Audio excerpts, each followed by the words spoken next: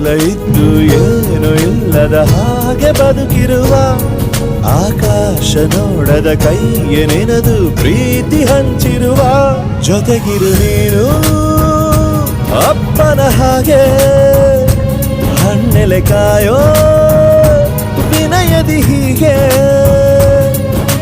ನಿನ್ನನು ಪಡೆದ ನಾವು ಪುನೀತ ಬಾಳು ನಗು ನಗುತ್ತಾ ಬೊಂಬೆ ಹೇಳುತ್ತೈತೆ ಮತ್ತೆ ಹೇಳುತ್ತೈತೆ ನೀನೇ ರಾಜಕುಮಾರ.